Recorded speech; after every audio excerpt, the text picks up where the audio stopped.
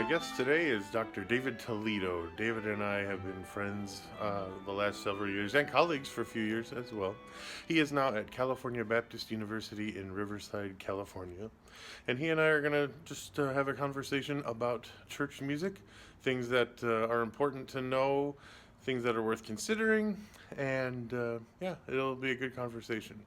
If you'd like more information on the graduate music programs at California Baptist University, you can visit music.calbaptist.edu and you can learn more about what Dr. Toledo is doing in graduate work over in Riverside, California. So let's have our conversation with Dr. David Toledo. David, it's really good to see you again, and I'm looking forward to talking to you about what you've been up to and just catching up. So it's great to see you. Absolutely, man. It's great to see you too, Chris. Man, it's funny how it's not funny. It's providential how God leads our lives and brings friendships together, and then we go off, but we still stay friends and we still stay partners in the gospel of what we're doing. And right. it's fun to be here on this conversation. And it's funny too. Oh well, yeah. That goes without saying. Yeah. So we worked together for a few years at Southwestern, and now you are at California Baptist. So what are you doing there?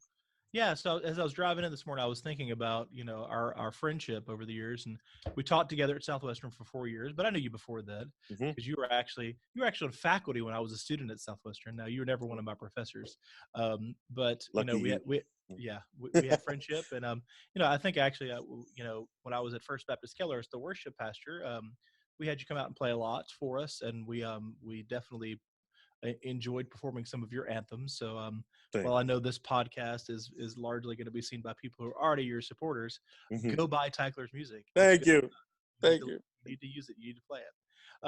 So anyway, so we were friends and colleagues together at Southwestern for 4 years, and then this August, my family and I moved to Southern California, Riverside, California. So it's east of Los Angeles. Now, not East LA. That's a different thing entirely. East of Los Angeles. So we are in what's called the Inland Empire, and that is a region of Los Angeles that starts about Riverside, San Bernardino, goes east into like if you've heard of Coachella, that's part of the Inland Empire here. Not part of the worship program at CBU, but part of the area we're reaching. A rapidly growing area of Southern California. And California Baptist University is just a fantastic school. It's a Baptist university. It's was founded by the California State Baptist Convention. It's about 65 years old. Until 1994, it was a very small college. It was California Baptist College. President Donald Ronald Ellis came there, and he has led this university to just explode in growth. The story is told all the time around here, so I know the exact numbers. But when he started in 1994, it was 894 students, and this fall we are just under 12,000 students. Wow! So it's just exploded in growth, and much of that growth has even come in the last 7 or 8 years. I teach in the Collinsworth School of Music here at Cal Baptist, and we have it's a vibrant environment. For many years, it was led by Dr. Gary Bonner, who was a composer and choral conductor, and it had a well-earned reputation of music, and the university choir and orchestra would go and sing a lot and perform hundreds of concerts a year. And but one of the things that was unique about it, while it had a great reputation outside the school and in the community, it had not really built up the music school as much. There were 340 people involved in ensembles, but 80 music majors. So Dr. Joseph Boland came in, became the dean a couple years ago, and that number has gone from 80 to over 200 in 3 years in music majors. So we have 3 primary divisions at CBU in the School of Music. We have our classical studies musical education division, which would be what typical college university has. We have our worship and ministry division, which is what I lead, and then we have a commercial studies division. And it's fun. It's different. I mean, it's such a different environment than Southwestern. California is so different than Texas. But even in a higher ed environment, even to have those 3 different divisions bring some interesting conversations. What do we do about voice juries for commercial students, for traditional students, for worship majors? And it's Uh-huh. been fun to be a part of those conversations and to kind of lead those discussions, at least from the worship department perspective. So I'm the director of worship studies here at Cal Baptist. So I lead our undergraduate and graduate worship programs. We have about, I would say right now, about 60 students between undergrad and graduate that are majors, another about 20 minors who are worship and arts majors. And what I've done mostly since I've got here is to launch our Master of Arts and Worship program. Master of Arts and Worship art Hmm. can come in and and then there's a mixture of synchronous and asynchronous online classes, so the students don't have to move. It's really a 2-year program, but it actually, if the student has the the mental bandwidth and the ability to focus solely on his studies, can or his or her studies, can complete it in 1 year. So Cool. that's pretty attractive for a lot of students. I mean, Yes. Hmm. it's not something I recommend for most students because you're just going to work. That's pretty much all you're going to do, but it can Hmm. be done in 1 year. Most students are doing it in 2 years, but it's exciting, man. So that's what we're doing here, and my family and I are adjusting to California life. We're connected with a great church and involved in worship leadership already there. But that's our story, man. That's great. And some of the pictures you've put on social media, just like, Yeah, yeah. I miss my friends and family back home for hmm. sure, but my wife won't watch this podcast anyway, so it doesn't matter. But but What? What do you yeah, well, I mean? know. I'm sorry, she's not. She likes you, Chris, but she's not. She doesn't subscribe to the Nah, podcast. that's Um, all but in my mind, California is far better than Texas, at least visually, and you know and the environment around here and such like that. And right. honestly, I had all these stereotypes of what California was going to be like, and everybody, oh, why would you move to California? It's Hmm. crazy out there, and left and liberal and all that kind of stuff. Honestly, Riverside doesn't feel that way at all. Hmm. I'm sure it's there. We're kind of, but Riverside's a city of a couple 100,000 people. It's not Right. small, but Right. I haven't felt it. I Hmm. mean, maybe other than having to use, paper straws instead of plastic straws. I mean, I really, now I know different parts of California are far less conservative, but where we are, it doesn't feel that Yeah. different. Yeah. So My in-laws lived in Riverside for a couple years, and when we visited them, I really liked it. I thought it was. Yeah, I didn't spend a whole lot of time there, but um, I remember thinking Riverside, yeah, this is pretty cool.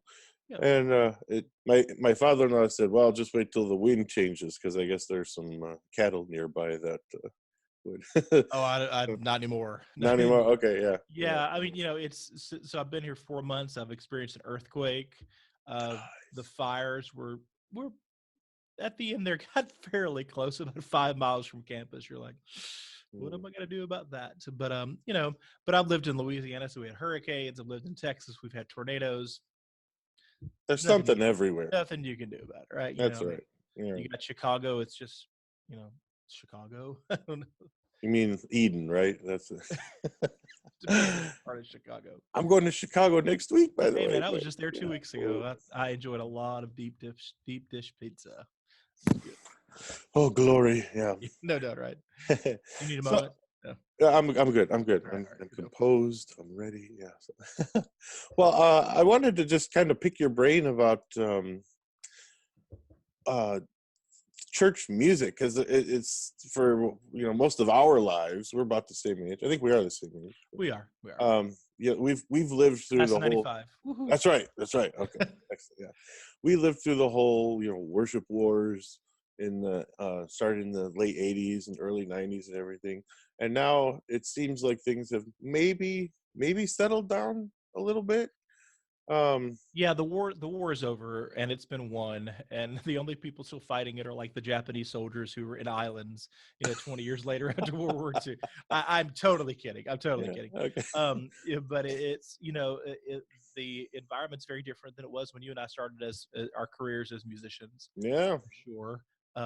Yeah, it's an interesting time to be a church musician, a Hmm. worship leader. Yeah. I think there's so many factors that have changed things. I think you have musical style, you have theological change, And then Yeah. I just think you have generational shifts. And to me, that's one of the things that's really changing churches a lot. And as it comes to worship lead, I don't really know where you want to go with the conversation. I can Where it talk a lot goes. about this. So, That's why what I wanted you on. yeah, Yeah. no. What angles, you want to talk about the worship, you know, the order of worship, the way people worship, at least and we have to narrow all this down. We're talking about evangelical worship, or we're Right. talking, Right. yeah, Yeah. so we get put some that we could talk about the music that's changed. We can talk about Well, lots of ways we can go this. So I just want to know what you want to do. well, I guess I would, now that we're on the other side of these, wars, or maybe we're not totally, but where do churches go from here? Where do people Yeah, who uh, feel called to be in church music, what do they have to do? What do they have to be prepared for? sure. And those kinds of things, because it looks very different now than someone 30, 40 Yeah, years ago. so if you went back 30 years ago, or you forget 30 years ago, when you and I were graduating from high school, you want to go be a church musician. You get an undergraduate degree in music and you go to a seminary, right? And you get trained for that. And then you're going to go to a church. And depending on its size, you're going to have a choir, you're going to have some instrumentalists. Maybe you've got a worship band, you've got children's music programs, or, this is kind of the typical evangelical free, Southern Baptist, even Methodist congregation, right? Okay. Now that looks very different. I would say that the churches that have those kinds of programs are few and far between. I would say that even a lot of those churches that have those programs, they are one of several offerings the church offers stylistically, and those are largely being maintained to hold on to the generation that was there before. um Now I'm not saying I endorse that, I'm just being Mhm. real. Like, Sure. we have those of us like myself and others who are charged with training people to be church musicians. We have to deal with the realities as they are. We can pine for the days of the good old days, or whatever those, the good old days were never all that good anyway. But or we can prepare our students to be skilled. One of the things that I am convicted about, and I used to say it at Southwestern, and I say it here too, is that we're preparing people for a lifetime of ministry. And if you just think about how much ministry and music in the church has changed in our lifetimes, and we're just, what, 42, our students have, what, 40 years of ministry ahead of them. Hmm. Who knows what it's going to look like in 35 years from now? So I think that as we look at the future of church music for our students, the best thing that we can do for them is to give them as many tools in their toolbox. They may not use that tool until later, but they need to know how to use that tool. And you cannot escape basic musicianship, basic skills. And the theory professor's smiling, and yes. Yes, I You am. know, but even things like, let's just talk, harmony one and theory one, ear training one, those skills are incredibly important. They don't look the same as they did before, but you still have to hear. You have to train the ear. Mhm. Think about, if you think in a modern worship band setting, those players are listening and hearing things, and they're it's so funny. Reading a chord chart is not very different than reading figured bass, right? You're Right, still realizing right. that, Hmm. and I would say that many players who don't even can't even analyze a chord, analyze a four-part harmony dictation or something like that, understand how theory works differently than a lot of traditional musicians, right? So if you're playing, if you're a guitar player, and I'm not talking about a basic guitar player who's just learned four chords and that's all they can do, right? Right. But you talking about someone who's got some skill.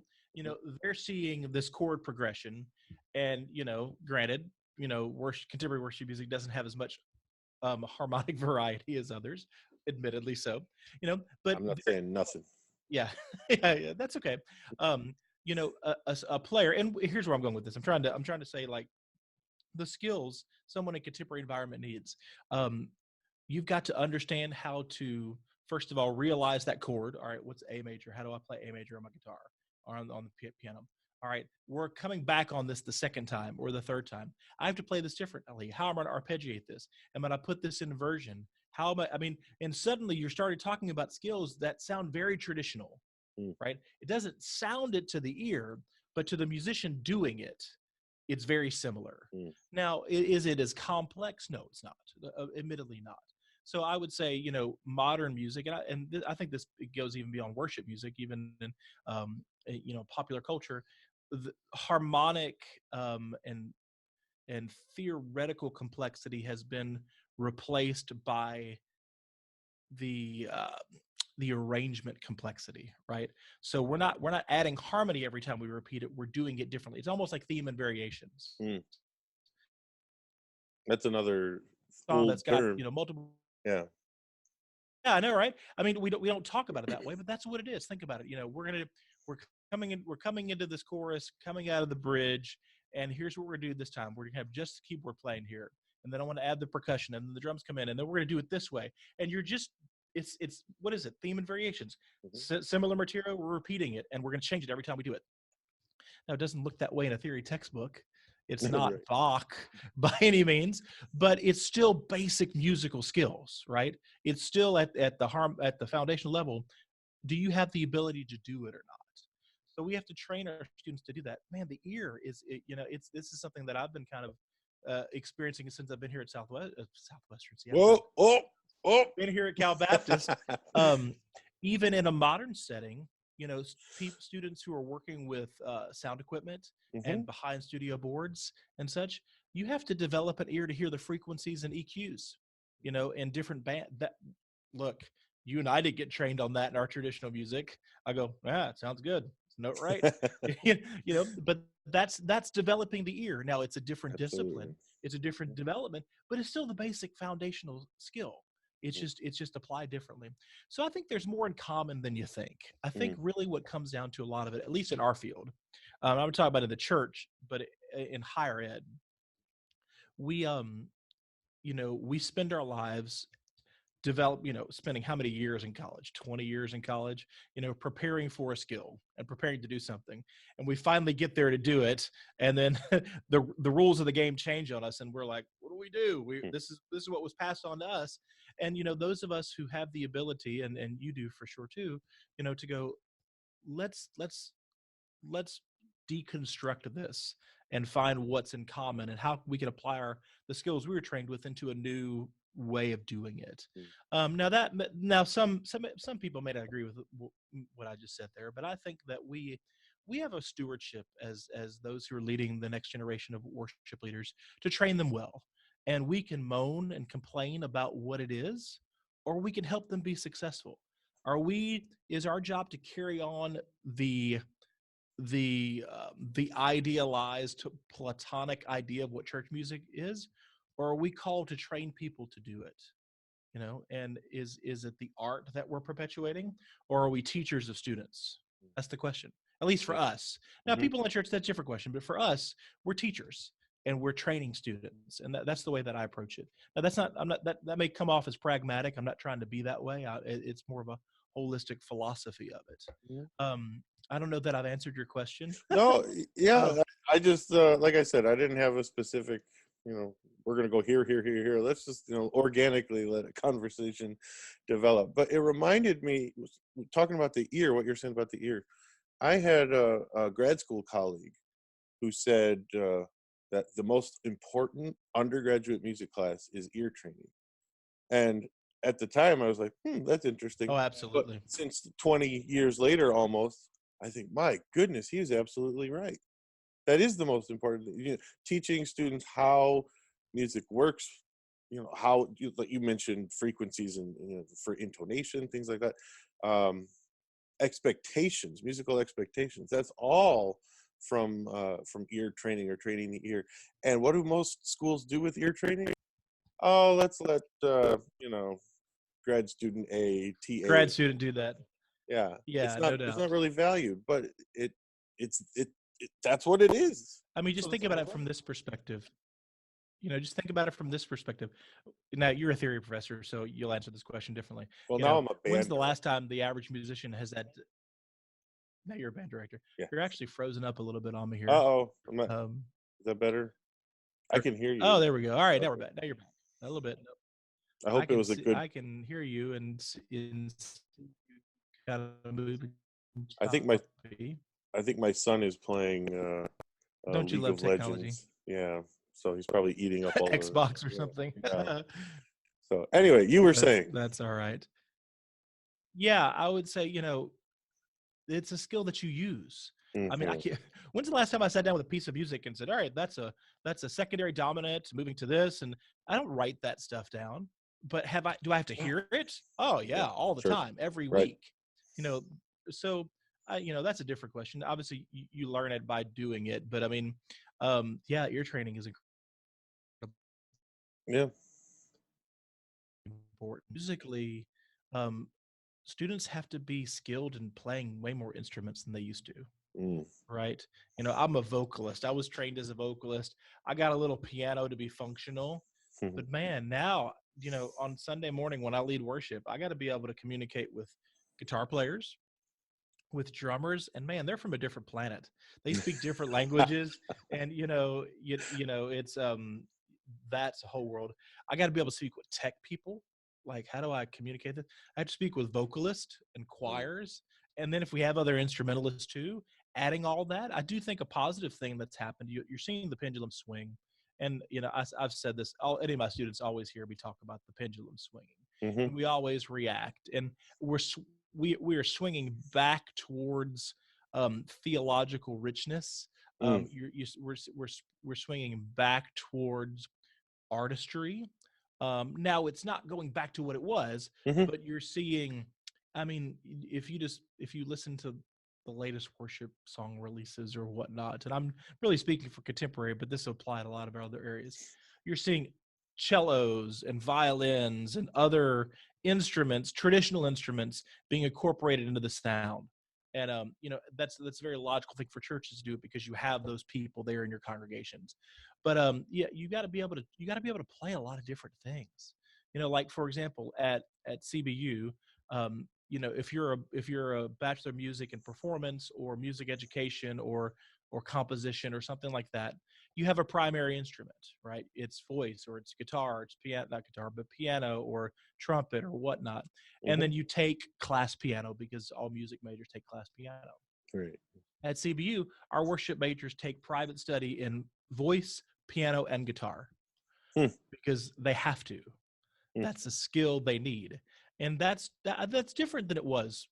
Back when I was a student, I didn't know how to sing, I didn't know how to conduct, and those are the skills that I needed. The conducting skill, I think, is changing a lot in church music. I think that's the big one of the biggest changes.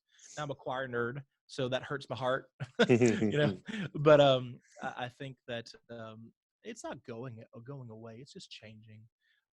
I'm very bullish on the church and the future of church music. It's there's still lots of opportunities out there, and I really think it comes down to the end. We think of Christianity or evangelical as this broad stroke, and it's not. Every congregation's different.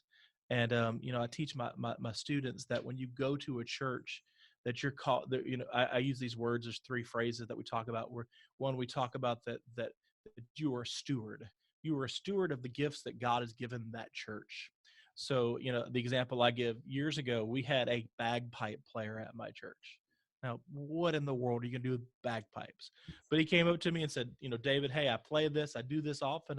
He let me hear some things. He was, he didn't play at the bagpipes. He was pretty good. So I'm like, all right, how am I going to be a steward of this? All right. So I Mm. found a piece that had bagpipes. We only did it once, but I used it. But I tell pastors, well, I want to change our worship style, and we want to bring in the drums and the guitar. Well, do you have anybody in your church that plays those instruments? Well, no. Mm. Well, then God's probably not leading your church to do something that He has not equipped it to do, Mm. right? And another little catchphrase that I say all the time is that God's called you to lead the church you have, not the church you want. You know, Mm. and so our musicians need to be stewards of the gifts that are there. So if God brings a Chris Teichler into a congregation who's a composer and a brass player and a jazz piano player, man, that's those are gifts that we're pulling into them. And then I talk about how that they are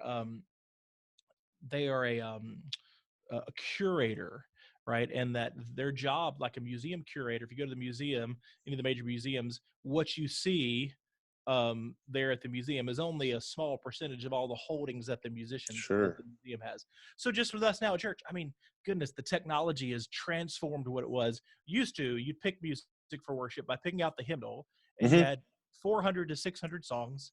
And reality, you had about 100 of those songs that you would ever actually sing. So Yeah. you're really picking out of 100 songs, right? And now, literally any song you ever could possibly want is available in PDF, fully orchestrated form for PayPal in 5 minutes of your time. Hmm. So you That's literally true. can sing anything that's being written. And now things that are released, new songs or hymns, I mean, the day they're released, they're fully orchestrated and available. Mm. Yeah. Gigantic. And it becomes even more important to train musicians how to think through that and make the best musical choices. And then, so we talk about stewardship, we talk about being a curator, and the third one we talk about is being a docent.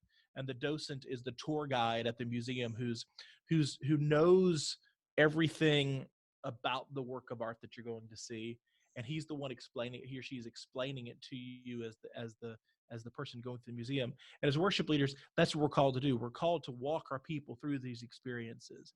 And those three hats, if you will, that you wear, along with the musician hat, I think are incredibly important for our worship leaders to have. So that's kind of the framework that I think about it. Yeah. And if you have that view, then church music today in the 21st century is an exciting place to live. Mm. You know, now is it different? Oh yeah, it's different. Is it frightening? Yeah. Am I a I'm a traditional musician at heart.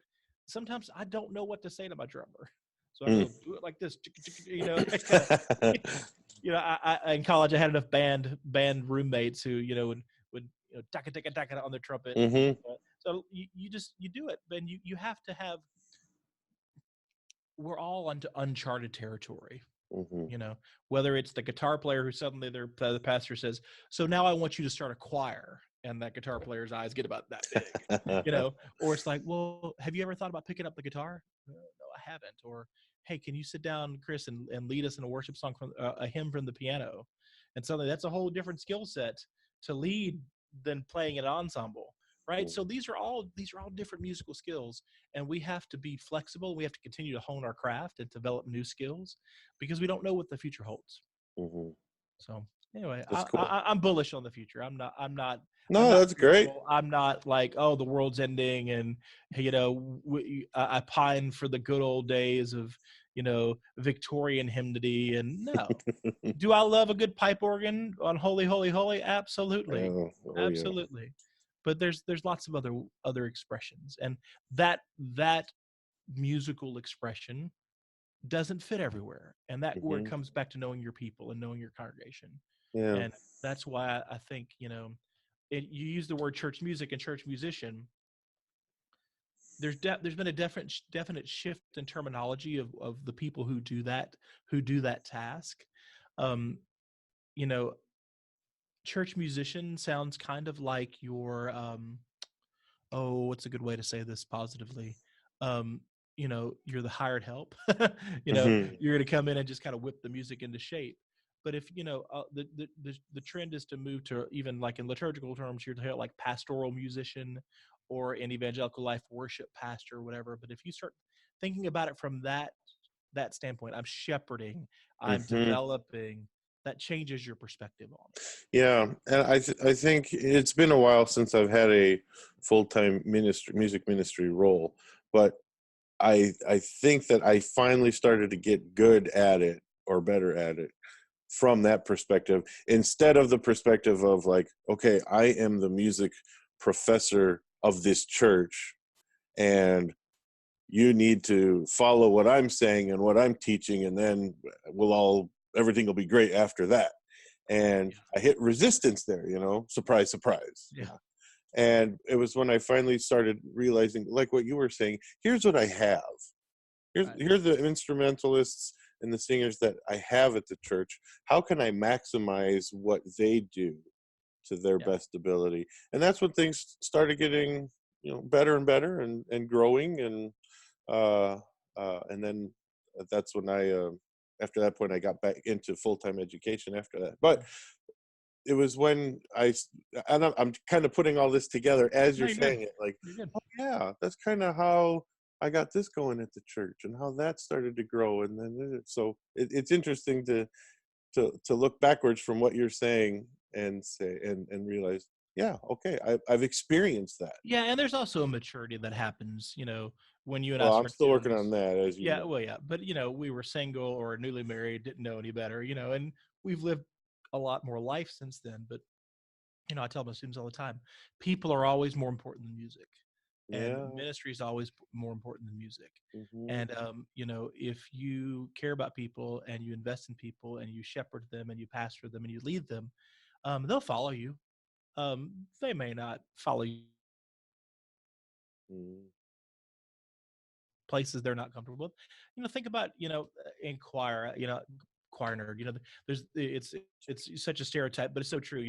The choir director pulls out the piece, the first sing through. Everybody's like, "What is this mess? This is garbage. This is I don't like it. I don't want to sing it." And then you rehearse it for 2 months, and like it's your favorite piece of music, right? Hmm. Because you've learned something. It stretched you in a way that you didn't know, Hmm. harmonically or textually, whatever. And our people are that way too. You go back to, it's so interesting. We as musicians, we forget what it was like to not know music. I think that's another thing that we forget, right? Um, Most of the people at our churches have strong opinions about what they like and they don't like about music, Hmm. right? Yeah, we all know that, right? Oh yes. But Oh we yes. are all the same way. We just forget what it's like to not know about music. So think, Mm-hmm. another illustration I use a lot. Let's all go to the museum. Let's all go to an art museum. In Fort Worth, we had the Kimball Art Museum, great museum. You go to the art museum, and most people have rudimentary knowledge of art, but not sophisticated knowledge. We made it take an art appreciation class in junior high or Yeah. something like that. Right. We know a little bit of Van Gogh and we know what Monet is, and that's about it, right? And we make fun of Jackson Pollock, and we don't. But beyond that, we don't have a lot of tools in the toolbox to appreciate. So we go to the museum and we're looking at a work of art. We're going, yeah, I like that one. No, don't like that one. Mhm. I mean, and that's the level of our engagement with the art. And we go, I like it, I don't like it. And we pretty much have an immediate reaction to the art. And then you stand next to someone and that person's just like staring intently at the art and you're going, man, what are you seeing? It's just Mm, colors on the, but that is exactly what most people in our congregations do about music. They mm, don't understand it. So their immediate response is, I like it or I don't like it. mm, And it's our job as church musicians to help them learn more about it and to mm, understand it and to experience different things. And if that means in a contemporary environment, introducing more traditional forms, great. If that means in a traditional environment, introducing contemporary forms, great. Or scrap both of those things and start introducing global music, sounds from around the country, around the world. mhm, That's those are all different aspects of it. And so we have to remember what it was like when we didn't understand music, and have patience with people, mm. because we're the same way with theater or dance. Forget art. I watch dance and I'm like, oh, I don't know. Well, that's Yeah, because you looks grew up Baptist. That's why. yeah, that's true. Yeah, we're Right. so anyway. Yeah. Hey, David, thanks so much for chatting. I gotta let you go because I know you got other stuff to do. But Yeah, I got a I few more minutes. You want to keep talking? We're good. well, I got. Questions? There's one more thing for sure that I want Sure. to ask you about, and Yeah. that is LSU football. Oh man. 'Cause this is the Meatball Composer podcast, so I got to get to the Yeah. meatball part just for a Yeah. little bit. So, Remember when I said the good old days weren't that good? These are the good old days right now for LSU. All right. My son is 10, or he'll be 10 in April, and my oldest, and he doesn't know a time when LSU wasn't good. And I just want mm, to tell him, son, you don't understand how good this is right now, right? Okay. mm, So, since I moved, so in the last 20 years, LSU's won the national championship twice. The first one was led by, Satan's number two, Nick Saban. yeah, Nick Um, you Satan. know, Yeah, yeah. yeah, we loved him, and then we were okay with him leaving to go to the Miami Dolphins, but then he came back and went to Alabama, and yeah, but then Hmm. we won it again a couple years later. We beat Ohio State, and then this year is just a season for the ages. It's like, who is this team? We used to be, handed to the fullback and then hand to the running back, and then fake a pass and hand it to the fullback again. I mean, that was Mm. their offense strategy. For years and years, we've had tremendous players, but quarterback play has just been horrendous. And then this kid from the Midwest, I'll give you that, Chris, the Midwest quarterback came in from Ohio State, and it's just been so much fun. We don't know what to do with all of this, this forward pass stuff. It's just kind of confusing us. Mm. But we beat Alabama. Hey, that was our season was made then, and then we just won the SEC championship. We're the number 1 seed. Joe Burrow is going to win the Heisman Oh Trophy yeah. next weekend. He might actually win it by the largest margin in history. I mean, it's mind-boggling. And then we get to go to the playoffs, and honestly, LSU fans, it's all gravy from here. Like if something happens, we lose, it'll be all right. The season we've had. Interesting stat, just for fun facts in their history. And Ohio State. Before that, Oklahoma, and the first one in the 1950s was over Clemson. And those are the 3 teams left in the playoffs. Oh, that's So how interesting. about that for a little symmetry there? And Yeah. all of those championship games have taken place in New Orleans, and that's where the national championship game takes place this year. Oh, it's in New Orleans? It's in New Oh Orleans. my goodness. Yeah. Like the planets are aligning. Yeah, no doubt, right. Now, the last time we played a national championship game in New Orleans, we had to play Alabama again, and we didn't cross the 50-yard line until the fourth quarter. So we don't talk about that game. But anyway, so man, it's exciting times. Just LSU football is pretty awesome. Yeah, and you can kind of tie in what we were talking about to this. Like LSU had to survey the landscape, and their new things like the forward pass. Yeah, yeah, and you hear Orgeron talk about the coach for LSU, and if your listeners don't know who Coach O is, just go YouTube it. It's worth your time.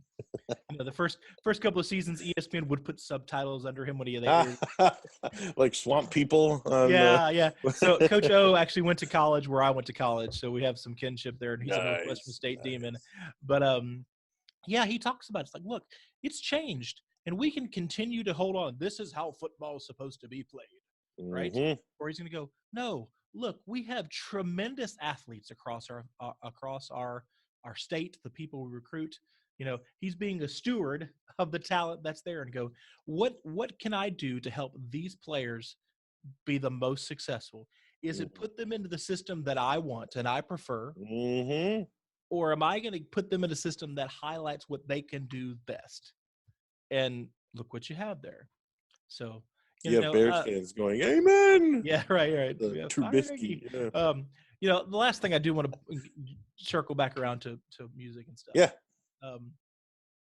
One aspect that I didn't talk about, and I do want to mention, is that, above all of the stuff about style, man, if the theology is not correct, here's what we're doing here, right? Okay. I do think there is a definite shift in a trend towards more theological complexity in both hymnody and we don't talk a lot about hymnody, because I think this is an aspect that I think your listeners, you as a composer, I think could do more with as well. The evangelical church has largely ceded the ownership of traditional hymnody to the more I don't want to use liberal, but progressive and non-conservative wings of the Christian church. So there's been more hymnody written in the last 50 years than the last 500 years. Okay. Now, most evangelical churches don't know it at all.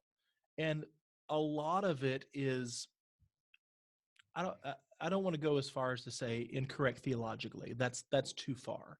But written from a perspective that doesn't represent the majority of the evangelical church. In all kinds of social issues. And, I don't want to go there. That's not the point of this.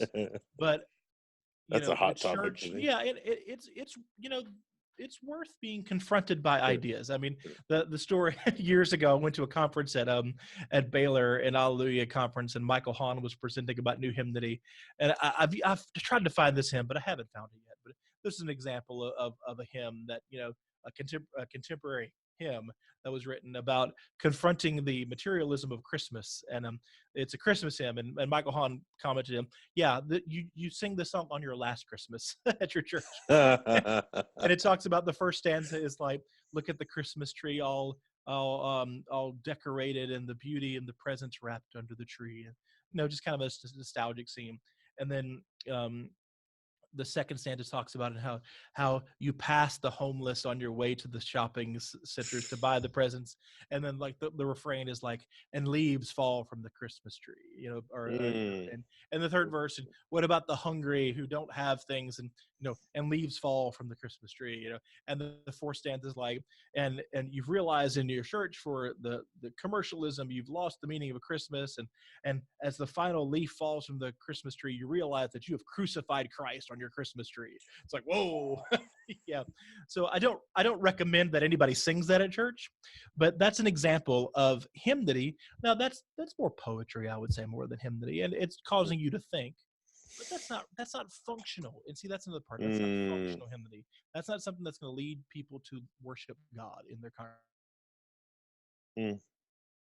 Probably not in for most traditional cases.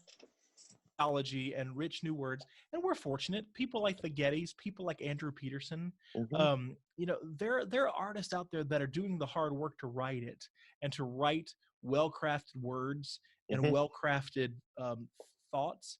And then I think you're even seeing this in groups like Hillsong, who 15 years ago, man, Hillsong was about that deep. Now I'm not saying they're going to write a systematic theology any day now, but I mean, they're one of their latest songs, man, a rich description of Trinitarian theology and a rich description of the atonement. And so I think you're seeing that undergirding support. We have to remember this art form, even just popular music, like we think about it, is 60 years old. That's nothing, man. We think about music history and think about all the developments that happened, and we just kind of oh yeah, and there's the Baroque period. Well, that was 70 years of development of style and ideas. We have to give the newer forms time to mature, and I think theologically that's it. But we have to plow deep into the truth of God's word, give God's word to God's people to sing, and then also I think there's a big shift in what are we trying to do with these actions? What are these actions in worship doing? What does this song do? Okay, yeah, we know what it says about God, but what are we trying to lead our people to do with this action? Are we leading them to worship God and to glorify God? Is this song in some ways kind of like God's part speaking to the people? Are we speaking to one another? Are we, what's going on? Are we confessing? And if we can get our theology right and our directionality right, man, the style is the easy part. That's the easy part. That's the icing on the cake. But so much of us start with, well, I want chocolate icing, or I want rainbow whatever icing. You're like, dude, bake the cake right. We can get that right. So I think if we stick to those kinds of things, we're gonna be largely successful. So anyway, man, it's been fun. Yes, sir. I love good music, and I'd be happy to come on and talk a follow-up podcast in a couple of weeks when LSU wins the national championship. Sure. We could definitely do that. But I'm a big fan of your work. I'm a Patreon supporter of Tyler. Now it's not a lot, but I've got 4 kids to feed. But it's there. And I thank you for that, and that means a lot. And because I know that you're, it says more about what you think of our friendship, and that it tells me that you believe in what I'm doing, and that means a lot. Yeah. I'm laughing because of the I need to up my amount that I support you, because otherwise it says I believe you very little. But no.